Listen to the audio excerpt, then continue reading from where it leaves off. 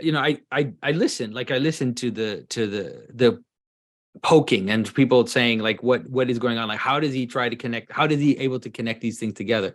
I've been thinking a lot about the idea of transpersonal agency in terms of, again, trying to bridge the traditional categories like the angelology of the ancient world and the even just the hierarchy of gods or the hierarchy of principalities that you find in every single culture. So the problem is also in terms of the dismissive tone, is like it's like if I'm trying to bridge a way to help you understand in a more reasonable fashion something which exists in every culture, has existed in every culture for thousands of years, it seems like that should not, unless you want to dismiss those cultures completely as being stupid for thousands of years, despite, let's say, also having civilizations which will probably last longer than ours. Yes.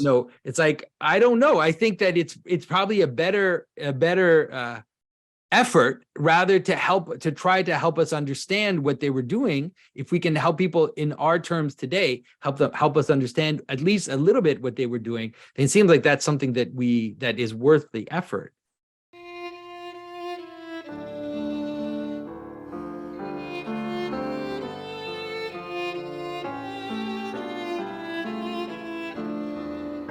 This is Jonathan Pedro. Welcome to the Symbolic World.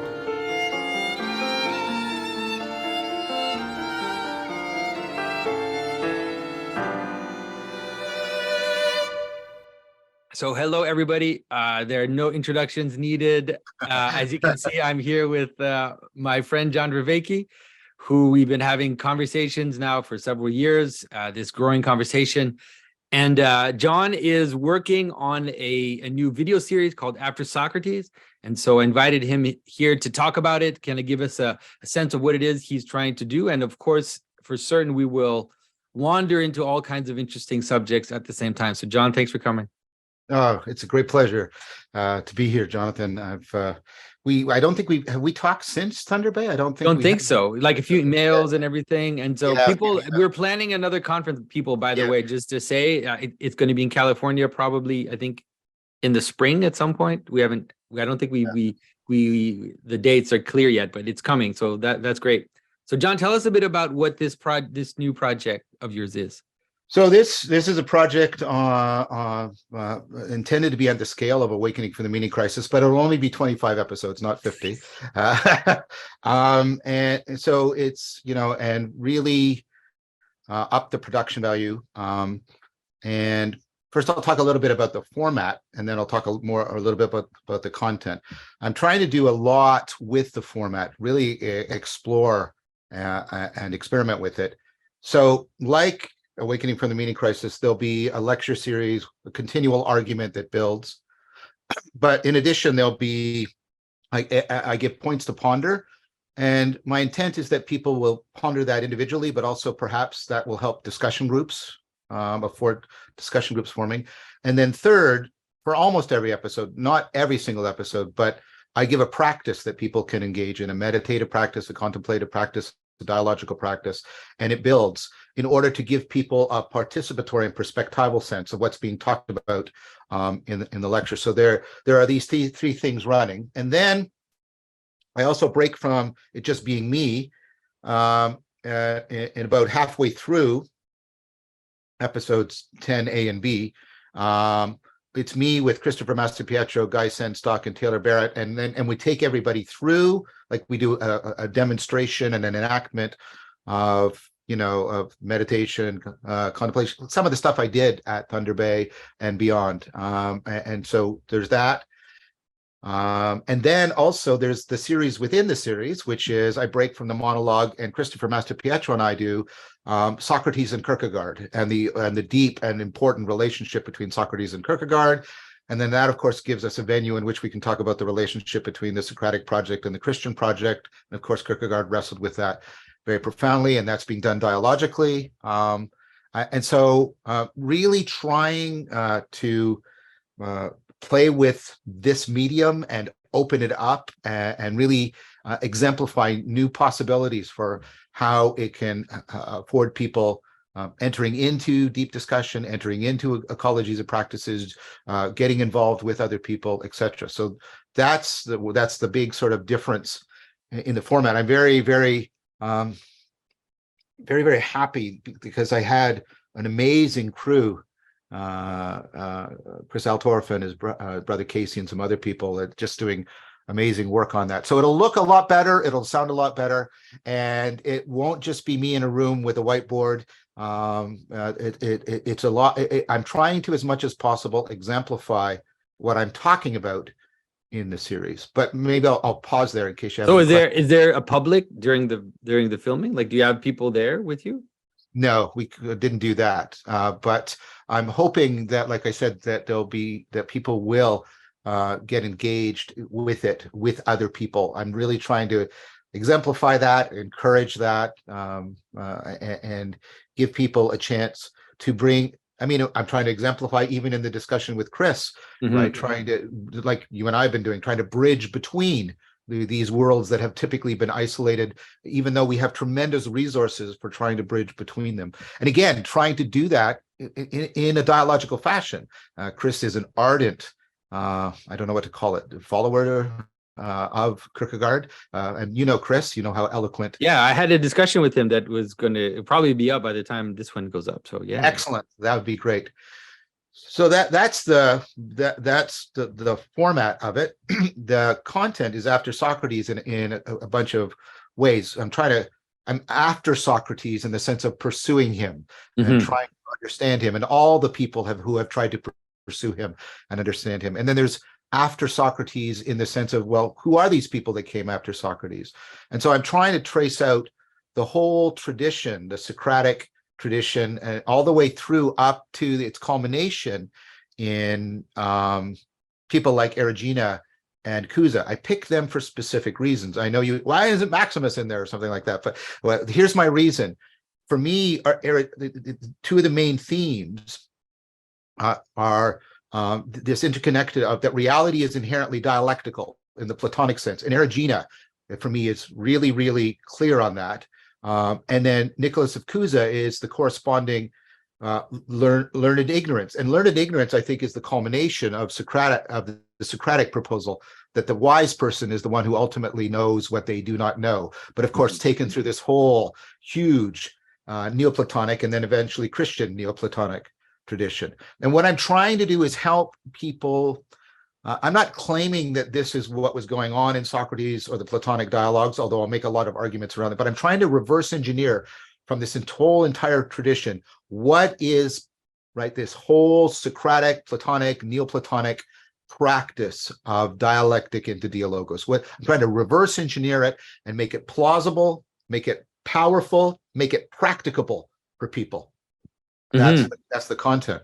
Yeah, so definitely it's not like, because the first series you did was more like kind of the history of thought through the lens, and also explaining the notions of relevance and all these kind of concepts that you play with. So here you're really dealing with basically taking someone by the hand and kind of saying like, okay, so now let's do this. Like, let's actually go. Exactly. Now let's do this. What would it be like to take this up as a way of life? And to very responsibly put that way of life into deep conversation with other ways of life. So, I talk at the beginning about, Socrates and Jesus, and I believe this is done very respectfully. One of the people, Casey, is a Christian. And so he said, so I was right.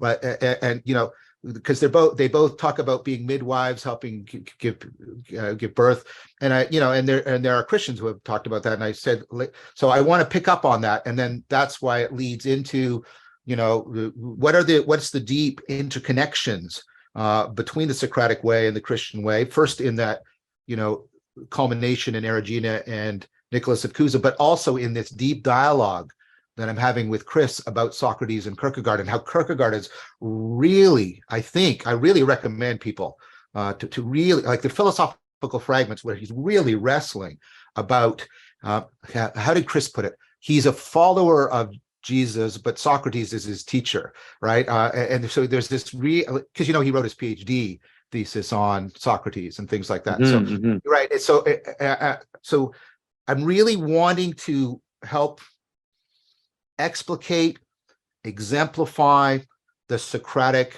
way, and I'll name that for that whole tradition and trajectory, and then how it's also bound up with the Christian way, how it's bound up with the cultivation of wisdom. And I do bring some cogsci in. How could you not? Right, I bring it in along the way. There's stuff around relevance realization, stuff that's come up about, in the discussions I've had with you and with Paul, the discussions I had with the Buddhist monks when I was at Maple, and things like that. So yeah, it represents really trying to turn this from theorizing into proposing how one could enter into a way of life. Mm-hmm. Mm-hmm.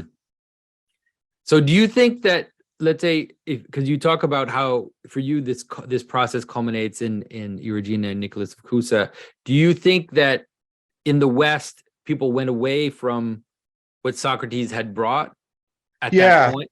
Yeah, I think so. And this comes out at the very beginning of the series when I talk about sort of what's called new way, and sometimes people third way. Sometimes people also say third wave, Platonism, which is this whole new recent scholarship around Plato that's really taken off. Important figures like Gonzalez, Drew Hyland, Kirkland, Ruchik, a whole bunch of important scholars who are really arguing that, and this follows in some way from earlier points. Well, I won't go into that, but what it's because that's just another can of worms that I do. That what we've treated the dialogical nature of Plato's philosophy as ornamental, actually essential and central, and crucially important. And of course, this ties in with my argument that the propositional, the procedural, the perspectival, and the participatory are all bound up together, and that dialectic into dialogos is central to that. And I think we've only recently, in the last 20 or 30 years, has this become the new way of really understanding Plato and correspondingly understanding Socrates, because you can't pull them apart, right? Yeah. That I think affords us a profound recovery of what was really going on in that tradition. And for people who are even like yourself, who are a Christian, right? Why were Christians so deeply attracted to this way? Why did it matter so much to them? Why did they feel that they needed to enter into deep dialogue with it? If you go into so I'll change that. If you went into the philosophy classes I went into about Plato and Socrates, you wouldn't have any clue as to why does anybody care about this other than some arcane arguments about whether or not there are universals and stuff like that. And so very much trying to bring this back. And that's also part of a larger project, which is this thing I've been talking about, and I've mentioned to you, how I think Neoplatonism can form like the courtyard of dialogue. It can be the intellectual Silk Road because of its capacity to enter into deep reciprocal reconstruction with Christianity and Judaism and Islam and Buddhism, etc. Yeah. And so, I mean, I'm curious about what you said in terms of the idea that the importance of the dialogue format in terms of what it is that Plato was trying to manifest, because you're right. Usually the way it's presented to us, and I remember in my philosophy classes, it's presented to us as if, right, Socrates is the protagonist, and the other characters are basically reacting, questioning,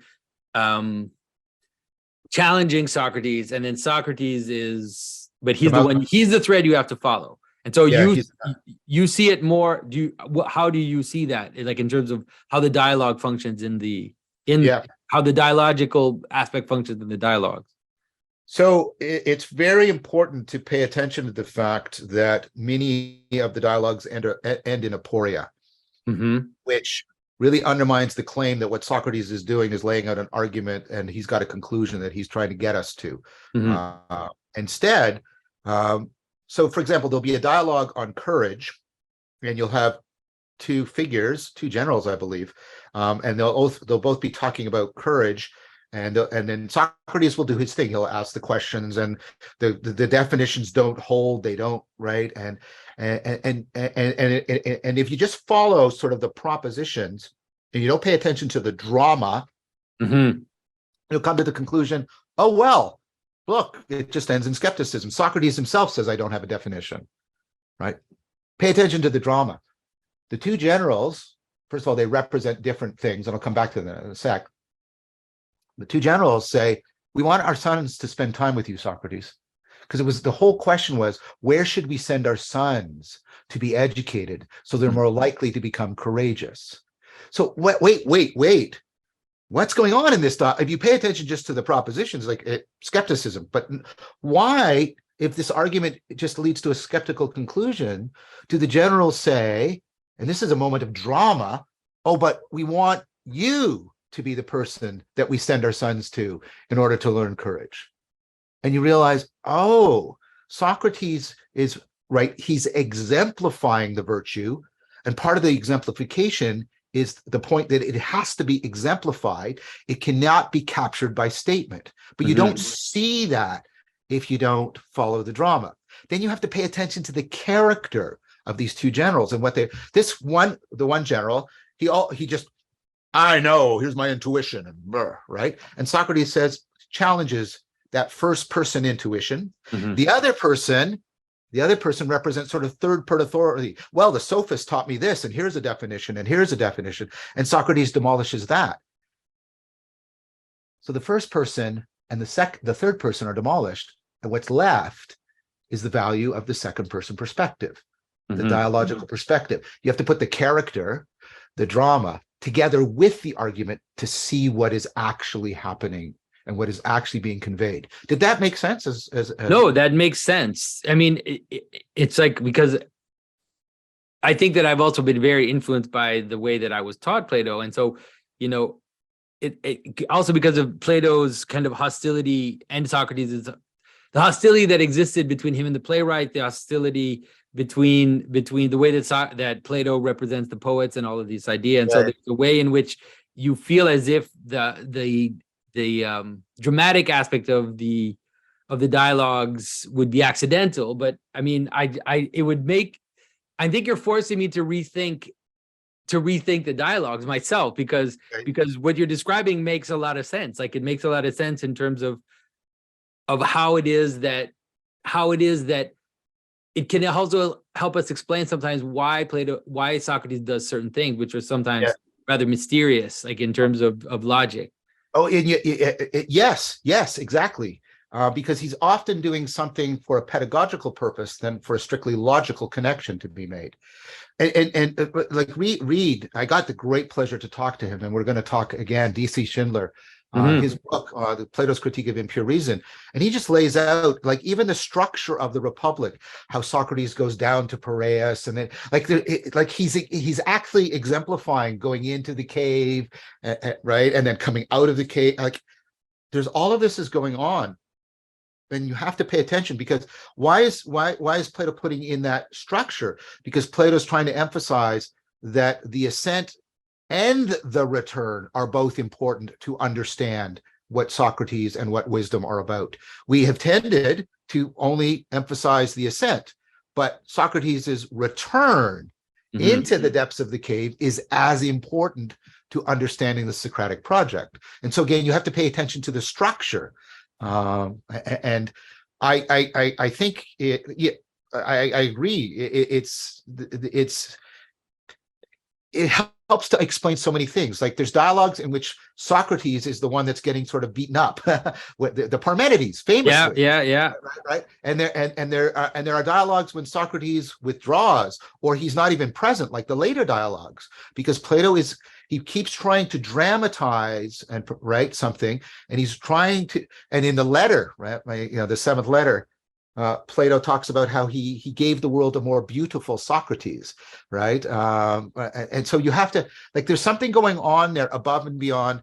This is just, a stage so that Plato's mouthpiece, Socrates, can utter propositions about some theory that Plato has, which I agree with many of the current scholarship. Plato doesn't have a theory of the forms. The forms don't play that role in his theory. They have a much different function, and that's related to all this dialogical stuff we're talking about. But I'm talking too much. No. This is great. So I mean, what are you hoping? What are you hoping to like? What are you going? Where are you going for? What are you hoping to accomplish with this?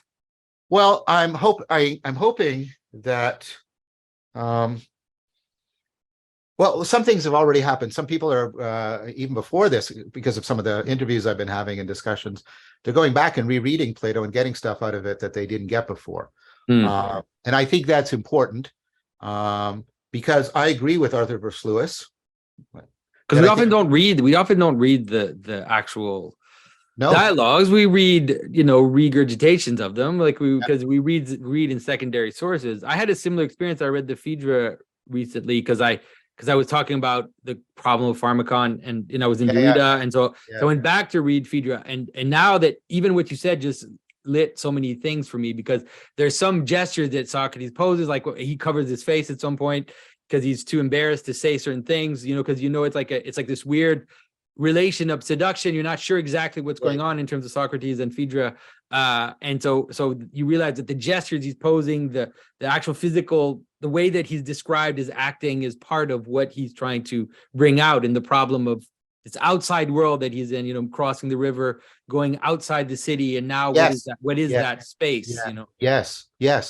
And you get the emphasis. This goes way back to Gonzalez's book, Dialectic and Dialogue, and Plato, which is one of the first books of the Third Way, arguing that Plato is really trying to point us towards non-propositional knowledge, non-propositional knowing. You can see why I would find that important, and how central that is for actually enabling and affording profound transformation, and that the Socratic cultivation of the self is a properly aspirational cultivation of the self, and therefore it is committed to profound transformation.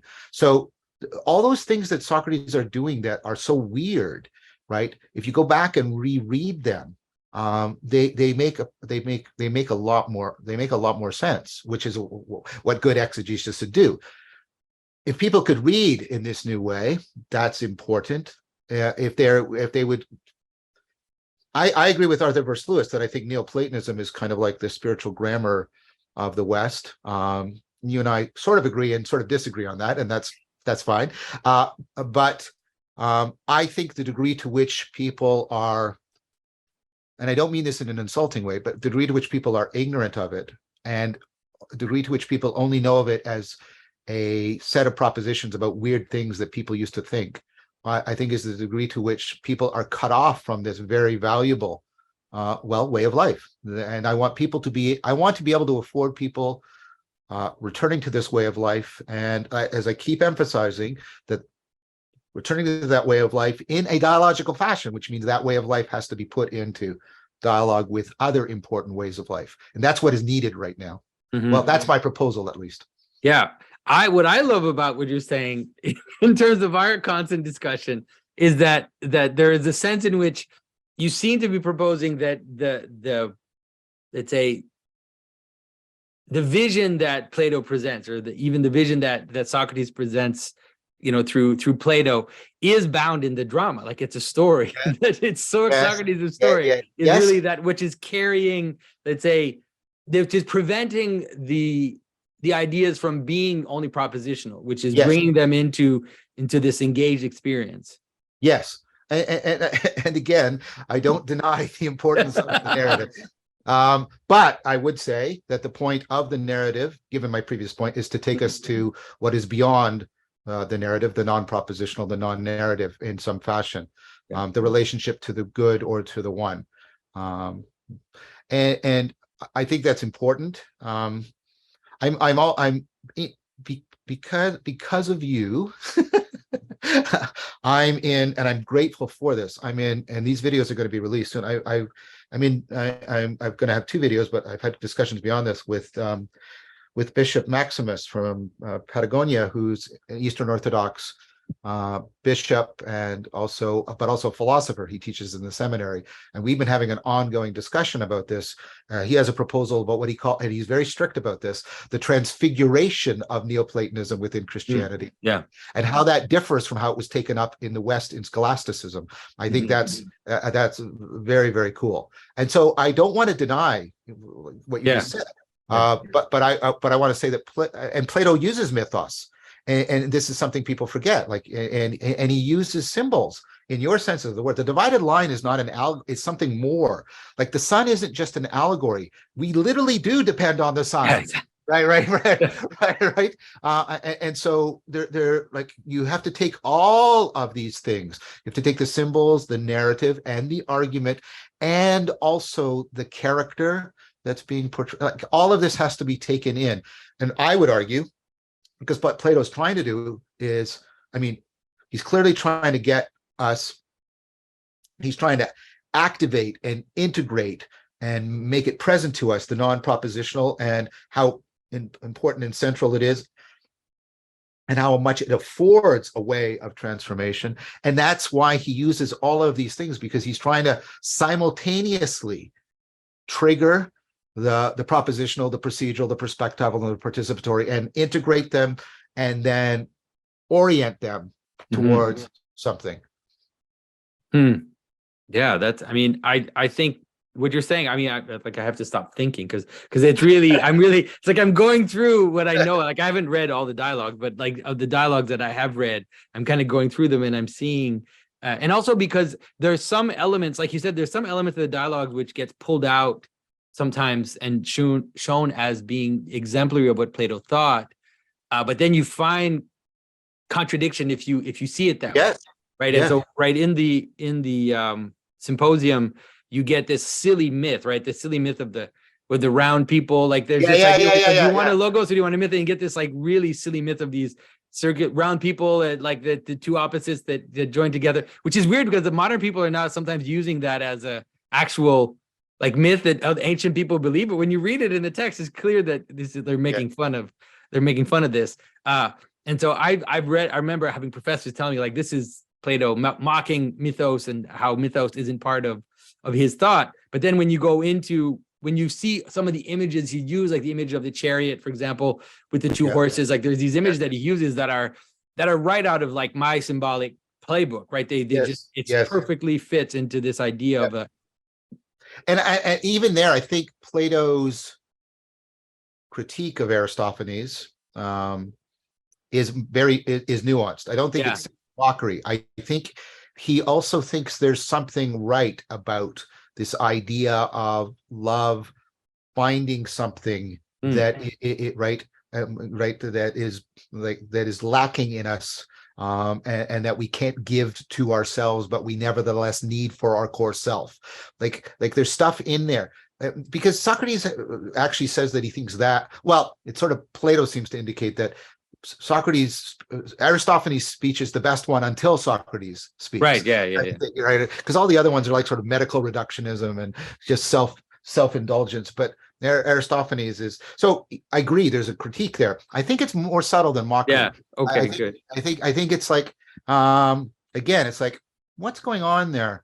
And so I think it's Plato in that sense, sort of being better than Aristophanes. He's not simply like Aristophanes does in the Clouds. He's not simply mocking, but he's doing something a little bit more nuanced and sophisticated around that. Yeah, you're probably right. Maybe it's because I want him to be mocking Aristophanes, so I agree with that way even more. But think about it. I mean, there's even something in your work a lot about the left and the right hand and the masculine and feminine that, I get it. It's presented in a comical fashion. He's Aristophanes. Yeah. But there's something in that myth. That myth is also pushing on those points. The idea of the androgynous being, for sure. Like, I tend to see the creation of Adam and Eve as being something like that. Like when it says that it took Eve from Adam's side, I tend to think of it like cut in half, like this idea of separating a being into two opposites. That's the way that I tend to see it. So yeah, definitely. So I mean, I think it's exciting. I definitely can't wait to see it. And so are you offering it on YouTube? Are you going to be Yep. charging for it? Are you Nope. just, it's going to be It's just, okay, all right. it's free. It's going to be Right. free. And it's going to start January 9th, which is a Monday, and it'll be twice a week, Mondays and Thursdays. And you just go on the YouTube channel and you can watch it. And there'll be some more promo videos, and I'm going to release a couple of videos to try to help people, hopefully not in a heavy-handed fashion, like how to take this, how to relate to After Socrates. And so I'm very excited about it too.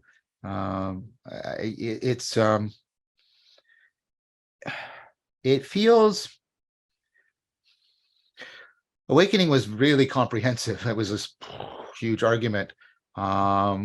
This one is much more, like you said, it's much more about trying to conduce people into, right, a pathway. And I think of one that we've lost, and one that I think we need to properly recover as a way of responding to the meaning crisis. So it goes towards a criticism, and a good criticism, that many people made, and you made a version of it, and you know that I've responded in the ways that I can to your criticisms. I take them to heart, but but at the end, but what do you do? Like, oh, you have a few practices, and and that's no, yeah, that's exactly right. That's a good criticism. There's been two fundamental responses, and they're bound up in After Socrates. One was you and Paul, and you particularly. This is a very individualistic project, and so no, you're right. And this is why the dialogical so important. Secondly, it's like there's some practices and all that, but there's a way of life, and yes, right, and that's what I'm trying to bring out together in After Socrates. Yes, not make this individualistic in nature, make it properly dialogical rather than monological. And also don't just talk about some practices and but talk about something much more comprehensive, a way of life. So that's how I'm trying to respond to some of the criticisms. Yeah, and in some ways also, I think what's interesting is I kind of see you honing in on a Neoplatonic, like more and more, like honing in on this Neoplatonic strain. And it also I think has the advantage of being something that already has a coherence to it, right? It already is a kind of coherent body. And so on the one hand, you can reinterpret, and you can, let's say play with it in ways to emphasize certain things and not, but I think that it definitely will, I think for people kind of coming to it, it'll present more as a path. Like here's this coherent path that has existed for thousands of years. It's like it's part of the Western path for sure. Like there's no way to avoid it. This has been this has been something that has followed through from before Christianity. It influenced Judaism, and then it kind of went into Christianity. And so even if Christians sometimes can criticize and say like, no, we need the Christian version, let's say, it's at least, I think, a robust position to hold. Like it's a place to stand where you can really engage in the discussion, and you have all this foundation to pull on. And it doesn't see, because a lot of the new spirituality, sometimes people, they pull in from everywhere, right? And which I understand why, because in some ways that's what happens when you're kind of lost, not lost, but when things are broken, you're like, okay, pointing like this. Exactly. And so you go to a conference, and then people will be, it's a Western person standing in front of you who probably grew up as a Christian, and all they're citing Buddhist texts and Indian texts and native perspectives and everything. And it's like, well, okay, I get it, but now what? Like, what do I do? Yeah, exactly. But the Platonic tradition, it has that core, it has that place to stand on, it feels like. Thank you for saying that. I mean, I'm of course I'm not proposing nostalgia. I'm proposing we pick it up and how to move it forward. That's a big part of it too. But exactly. Thank you for saying that. And secondly, that hopefully shifts the focus off me onto this path and way of life. And I'm trying to articulate it, and I'm trying to contribute and to propose how it can be taken forward. Yeah, it can help you deal with the guru problem, like the modern yes, guru problem. Yeah. exactly. I want to avoid the guru problem, and so that both of those things are important. And After Socrates is an attempt to address those two. Like you say, can this be a coherent thing that feeds back into tradition? Yes. And then the second one is how do we get this focused on a way of life and not sort of just on me and the things I'm talking about. And so it's trying to do both of those as well. That's also why I have people other than me playing important parts within the presentation. Mm-hmm, mm-hmm. Yeah, I mean, we'll definitely be paying attention to that. I mean, it sounds great. I can't wait to see, and then I can't wait to argue with you about things that I don't agree with. Of course, and I expect you to. Yeah. And I hope you see that I'm responding to a lot of criticisms and criticisms given with affection and respect by you and others in how I'm doing this. Mm-hmm. This is my way of trying to be deeply responsive and responsible to a lot of those points. And of course, I expect that you and Paul and other people will like, well, this is where I disagree with John, and that's fine. But I do. There's a way of responding to criticisms that is not the attempt to silence conversation or prevent disagreement, but that at least people acknowledge, yes, you heard me and you've done something constructive in response. And that's what I'm trying to do. That's great. Yeah, that's wonderful. And so based on that, I think that one of the things that I've appreciated that I've seen happen recently is, there was this contentious, in a way, it didn't seem contentious when we were talking about it. When we had this discussion a while ago with Rebel Wisdom, and I brought up the idea that the way that you talk about transpersonal agency seems to connect very closely to the ancient way that people talked about spiritual beings and how spiritual beings affect us and everything. And it seems like there was an interesting possibility of creating the bridge. And that, I think, since I've been speaking on YouTube, it's the thing that has brought about on me the most criticism. And it's also because it probably until then, I didn't touch, like I was far enough from let's say, touching the modern psychological apparatus or the modern way in which we understand things, so that people either didn't know what I was talking about or didn't see how it was going to affect like their worldview. Didn't challenge them. Yeah. And challenge the worldview. Exactly. Yeah. And so I've appreciated, I've seen you, let's say, being forced to like defend just even talking to me in terms of this question. So I wanted to express that thanks as well, because I really appreciate it. I know that in some ways, probably it's still an exploratory discussion. Yes. And I know that there are several questions that still need to be, let's say, that have to be dealt with in terms of understanding how these things bridge or not, or how they connect. But I appreciate the fact that you defended me, let's say, or you tried to defend my position, even though you don't necessarily even hold my position. Well, first of all, the defense of the proposal is because I think there is parts I deeply agree with. We do disagree on some points, but there's parts I deeply do agree with, and even the parts I disagree with, I think it is a proposal that should be taken seriously. There was a couple of videos, and I also did a stupid thing. I tried to make an argument on Twitter defending you. Worse. Never do that. Yeah, Thanks, though. I have to say there was a lot of positive uptake of that argument. And so, there were sort of three venues in which I tried, because they were trying to make you sound like an idiot. And I'm first of all, I'm really convinced you're not an idiot. And secondly, I also deeply dislike that strategy. I get it a lot too. It's usually along the lines of John is just blah, blah, blah, blah, therefore I can dismiss him. It's a dismissive strategy rather than an engagement strategy. And I think there's no defense at all for dismissive strategies. I think if you do a dismissive strategy, you deserve to be dismissed. Seriously.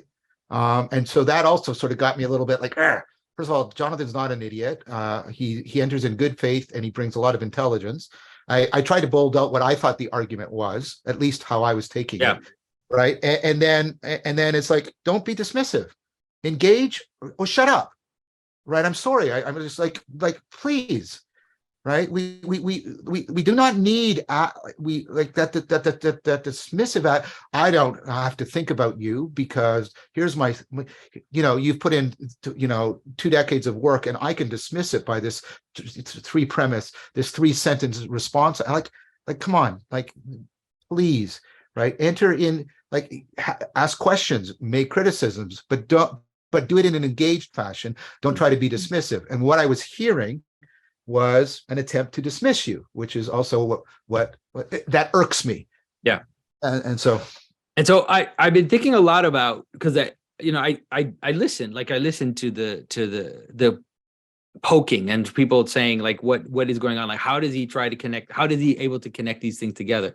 I've been thinking a lot about the idea of transpersonal agency in terms of, again, trying to bridge the traditional categories, like the angelology of the ancient world and even just the hierarchy of gods or the hierarchy of principalities that you find in every single culture. So the problem is also in terms of the dismissive tone, it's like if I'm trying to bridge a way to help you understand in a more reasonable fashion something which exists in every culture, has existed in every culture for thousands of years. It seems like that should not, unless you want to dismiss those cultures completely as being stupid for thousands of years, despite, let's say, also having civilizations which will probably last longer than ours. yes. It's like, I don't know. I think that it's probably a better effort rather to try to help us understand what they were doing. If we can help people in our terms today, help us understand at least a little bit what they were doing, then it seems like that's something that is worth the effort. I totally agree, and I think you're right.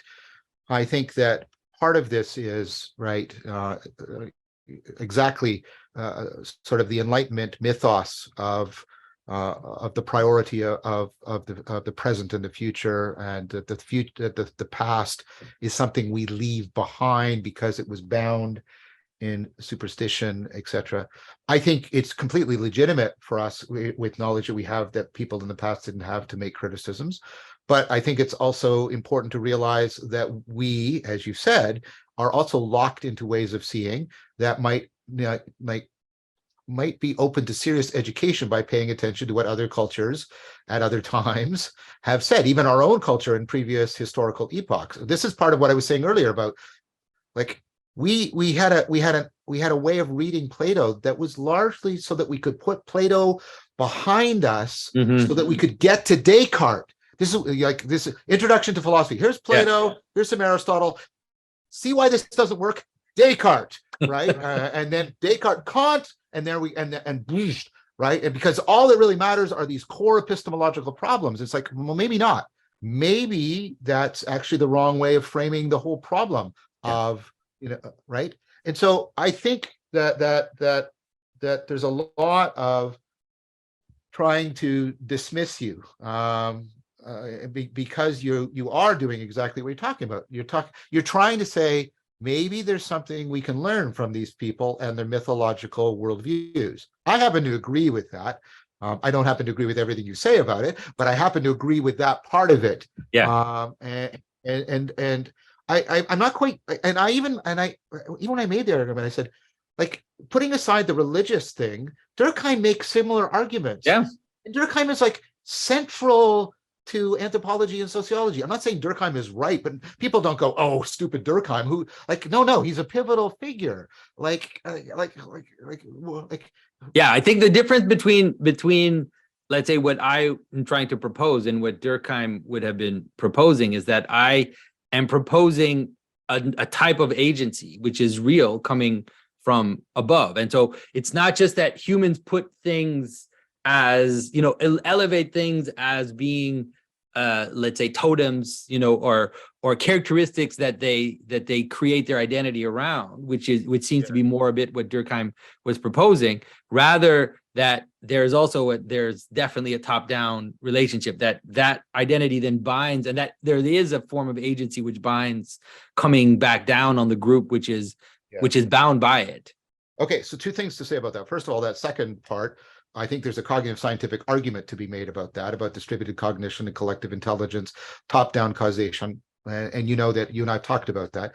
The other thing is, I think you should be a little bit more charitable to Durkheim. I think Durkheim, he doesn't have that developed, but he definitely has the idea of the super organic and you know and that represents or has an impact on people.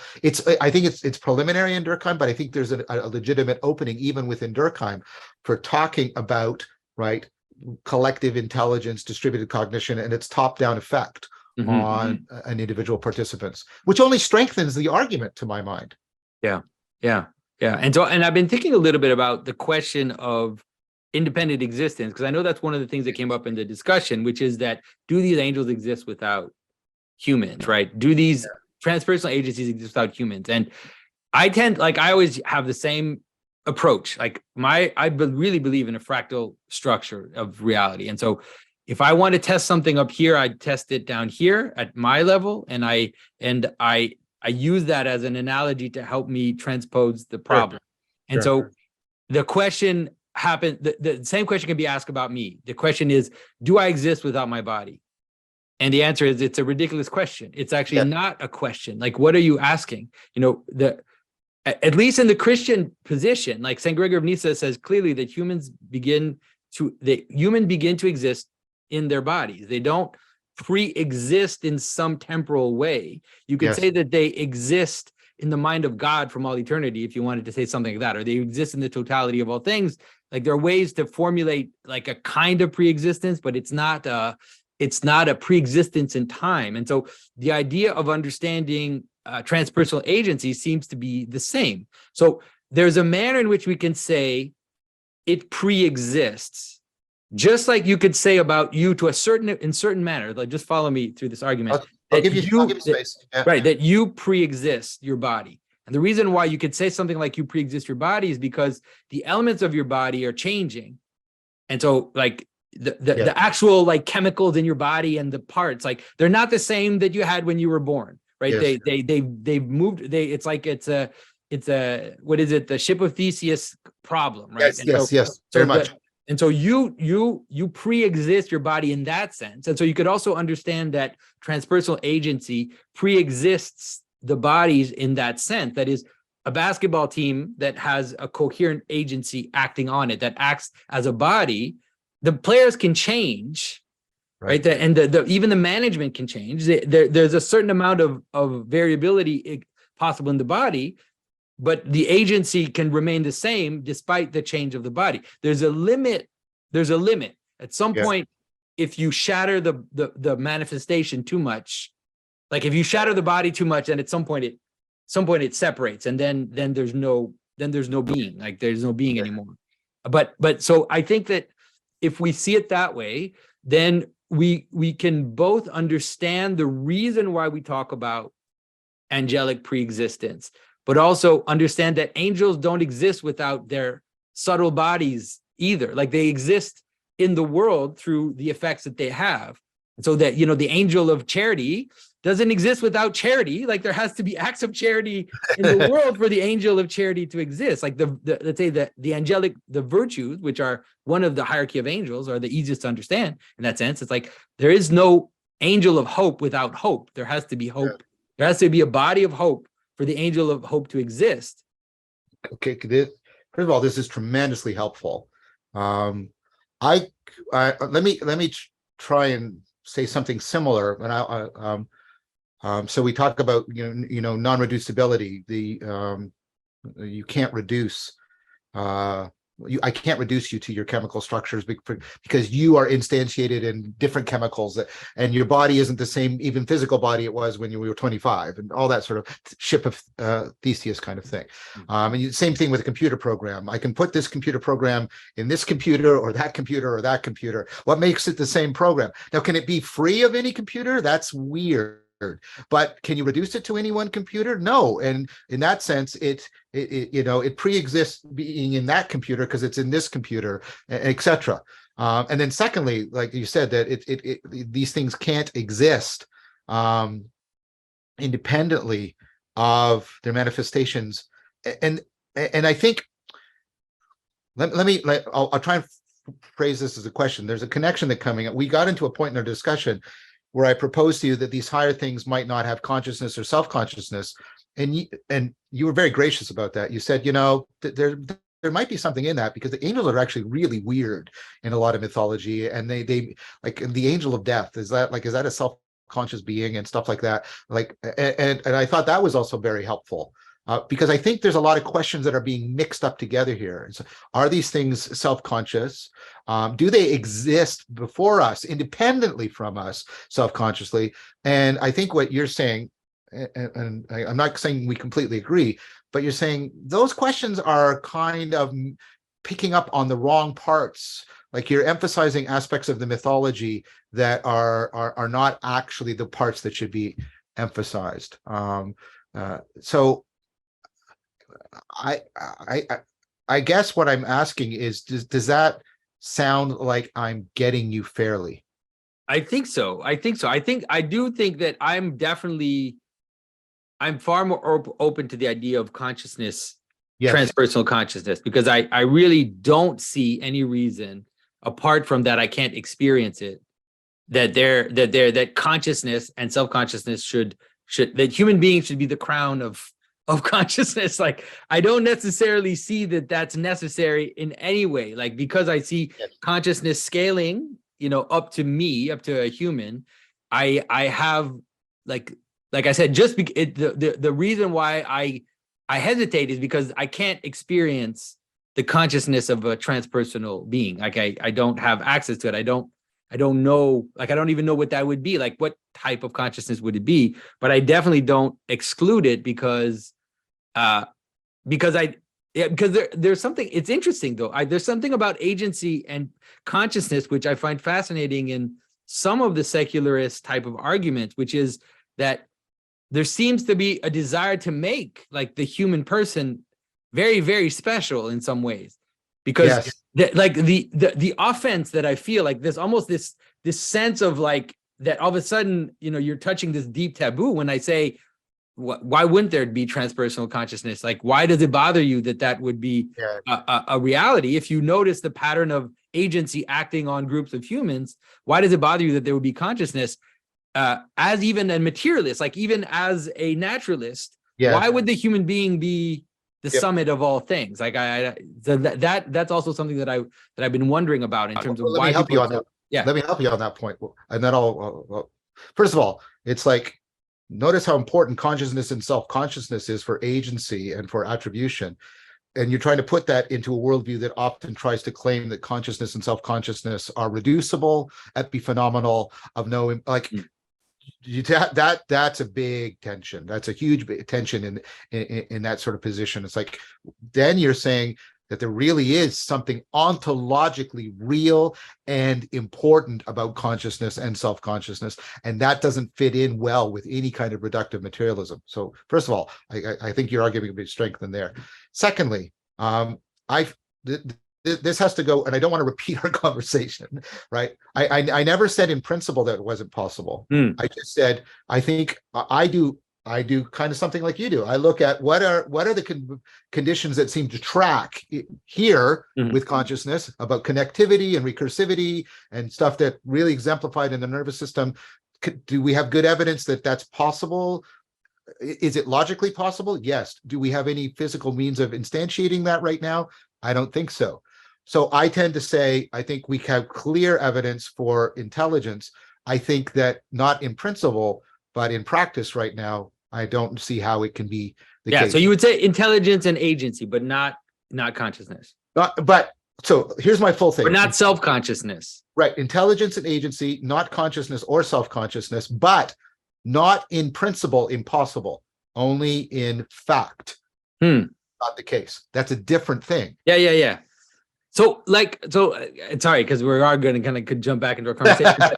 but like, when let's say a city defends itself against parasites, like when a city defends itself against criminals, and so you can't see that there's a form of consciousness of its state, like there's a form of consciousness of its borders and how it's Well, no, It's because I crumbling don't. or not crumbling, and how it's let's say holding together or functioning smoothly, and so I it yeah. sends out like some kind of, but bodies do that without consciousness. I understand what you mean. That's what I was going to say. Yeah, Your okay, immune yeah, system is fantastically intelligent at that, and yet I have no reason or evidence that it's conscious, let alone self-conscious. yeah, but Uh, it happens through, like, it will happen through meaningful orders, especially in that case. Like and I'm there'll not be a denying that. law, there'll be Yeah, like a law, there'll be like a yeah. statement, there'll be like a general telling the military to go and do these things. Like there'll be like at least at the level of the humans, there'll be consciousness going down, like towards To a the degree, action. to a degree, but even that is not all the way down because your consciousness doesn't permeate down to the chemical interactions that are making your body move. No, for sure not. No, for Right. sure. So, like I, I see consciousness attenuating at both ends in Okay. that way. Right.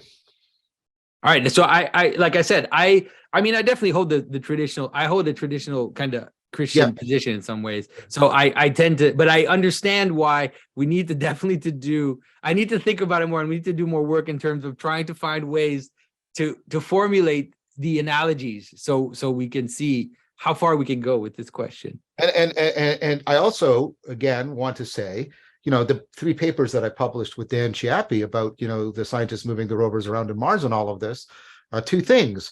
Like this idea about collective agency, collective intelligence, distributed cognition, we agency. This is cutting edge stuff.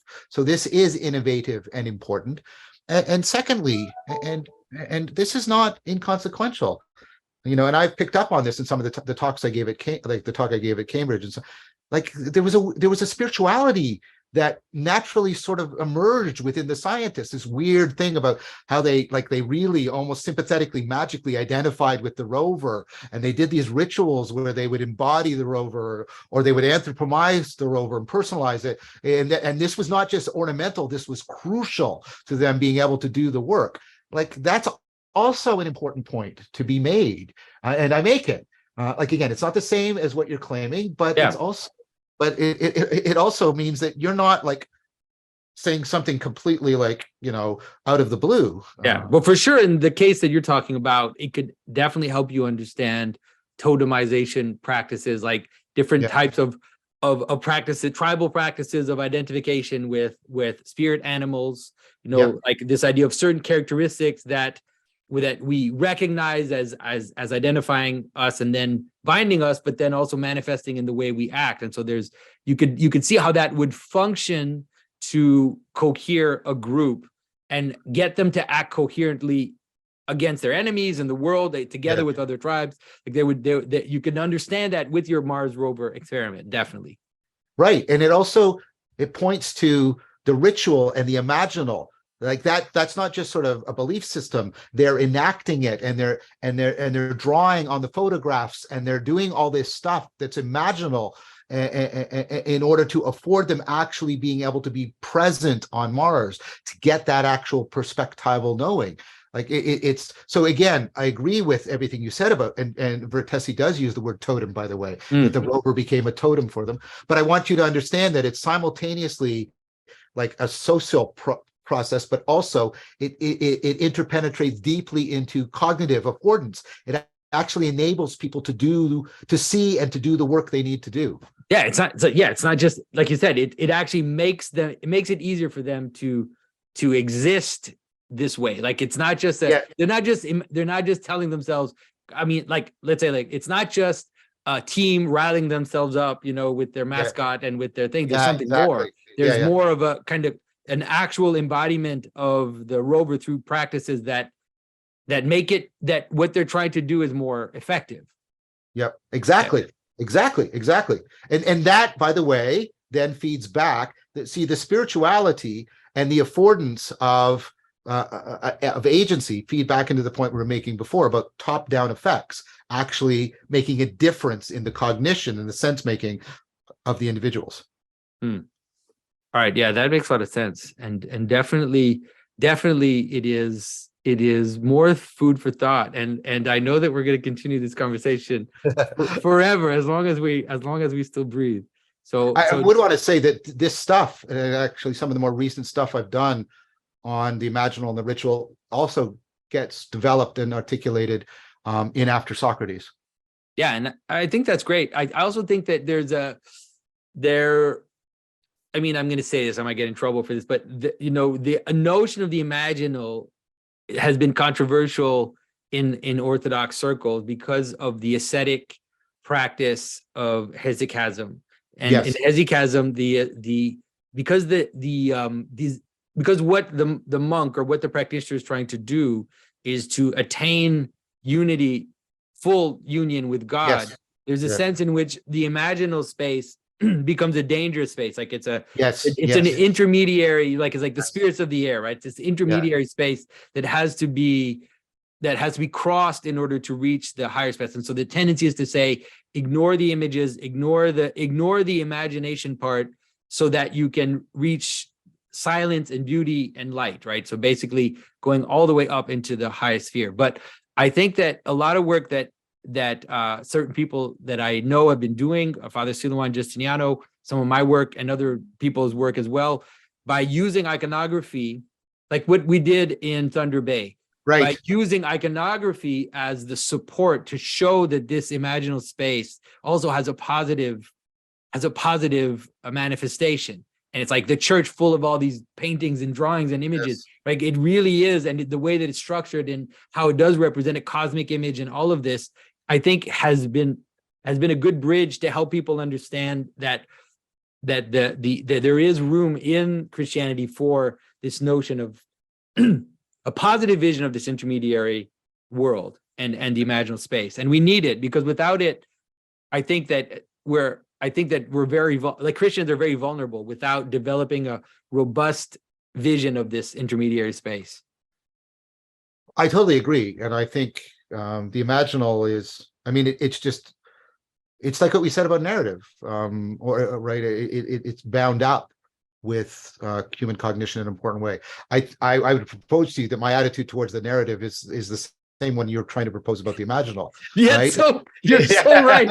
It's not even but it is a deep tradition in the Orthodox tradition of being suspicious of that space. So I kind of have to deal with it. I myself am obviously more. I mean, people know what I'm doing. I'm writing comic books.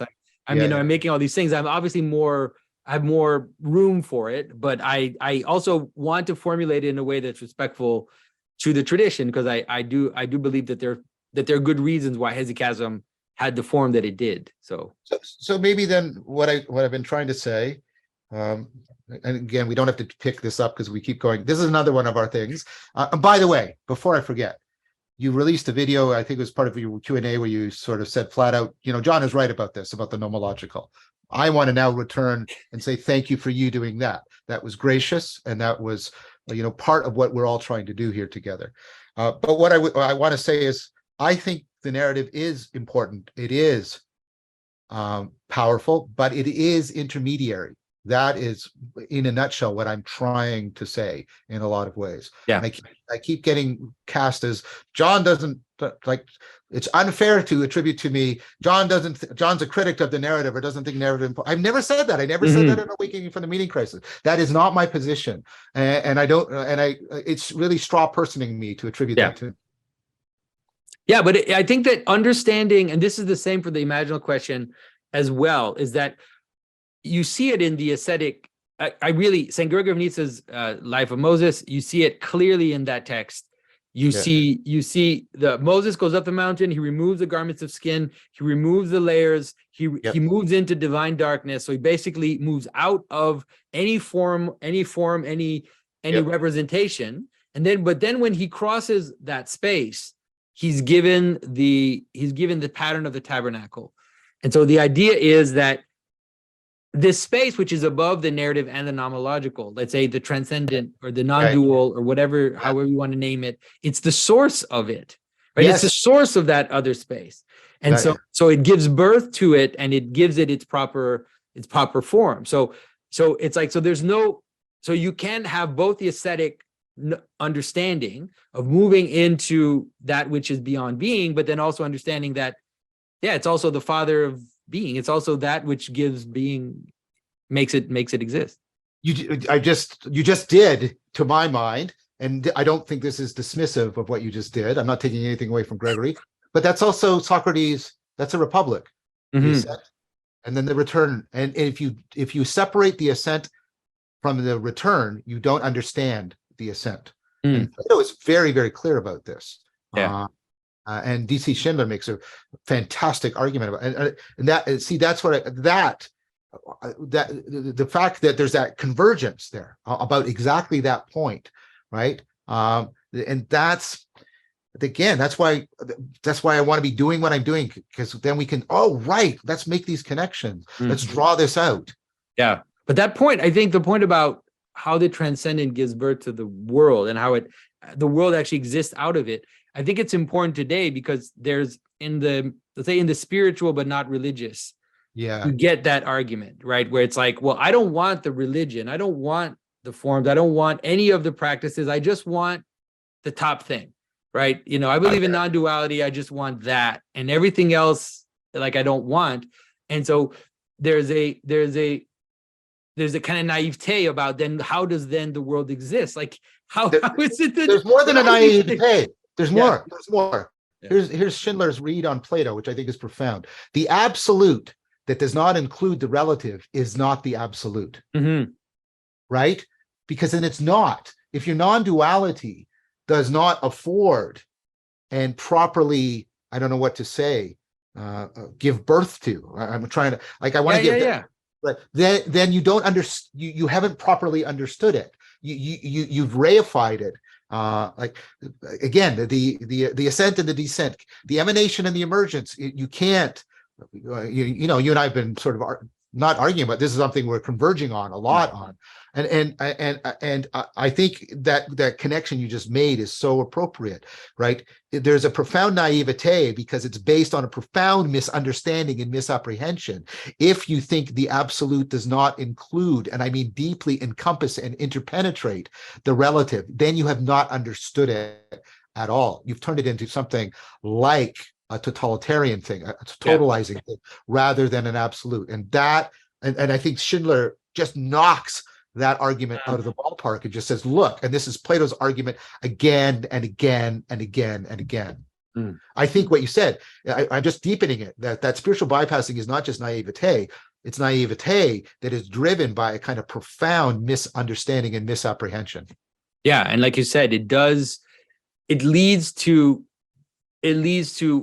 two impulses. It leads to a totalitarian impulse and it leads to a kind of anarchic impulse. Yeah, both at the same time. Like, it's like either anything goes and we can just do whatever because it's like nothing, it's all nothing compared to the absolute, or rather control, like everything is got to be completely ordered and has to. So you're right. So they're and in a way, like that's the right hand and the left hand, right? That's that optimal grip that you talk about, this idea that there's this letting go and everything has a letting go and a grasping to it. It's necessary for the thing to actually exist. I think that's exactly right. And I think you have to be constantly opening to the one, the absolute, the inexhaustible, and you also have to be closing to the finite, right? The suchness, and you have to be constantly doing both, or you don't have, like you said, don't have a world. Yeah, you don't have a world. You don't have you have neither an intelligible world nor the optimal grip needed to realize that intelligible world. And that's why but I mean, insofar as it is spiritual bypassing as a psychological category, which it is, that's what people are trying to do, right? It's kind of a crypto-Gnostic thing of trying to pretend, and I think there is something pretentious of it, that we can somehow be free from the world, like in our embodiment, and then we don't have a moral, we don't have moral and epistemic responsibilities, which we do. I mean, I've got kids. Like, if the absolute makes me not treat my kids well, I'm sorry, I'm like, that's not working. Not the absolute, it's something else. Yeah. And so I to be fair to me, I did make this explicit criticism in Awakening from the Meaning Crisis. I said, any notion of enlightenment that does not have something to tell me about how to deal with the perennial problems and cultivate wisdom, I'm not interested in that notion of enlightenment. And why should you be? Why should you be, other than you're having some unique experience that you find really personally wonderful? Like, how is that not just self-indulgence or narcissism? I'm sorry, that's right. I'm not saying that people don't have a right to engage in spiritual exploration or anything like that. I'm not saying that. But when we're talking specifically about what goes wrong in spiritual bypassing, I think that's what goes wrong in it. This is great, John. I need to go. I need to go to another appointment, but this is always, we could just keep going. That's the problem. We just keep talking forever. So everybody, so give the last, tell people again where the After Socrates, when is it coming? Where is it going to be? Okay, so After Socrates, January the 9th, there's going to be lots of promo videos. There's already been one released. It's going to come out on YouTube. You'll subscribe to my channel and you'll get it right away. It's free. You don't have to pay. It'll be released twice a week, probably Mondays and Thursdays. Twice a week is for sure. We're not quite sure if it's going to, that's the Mondays and Thursdays, probably. Monday for sure, probably Thursday, but definitely twice a week. January the 9th, look for it. Really strongly recommend, try to watch it with some other people. Do the discussions around the points to ponder. Do the practices individually and collectively, and then discuss the practices and the relationship between the practices and the propositions. Please, I think you'll find it of great value. All right, thanks, John, and you will definitely be talking soon again. If not very soon, then for sure. If we have this conference in California, that'll be great as well. So, as you know, I'm always looking forward to talking to you. It's been great. Thank you so much, Jonathan. All right, bye-bye. Bye.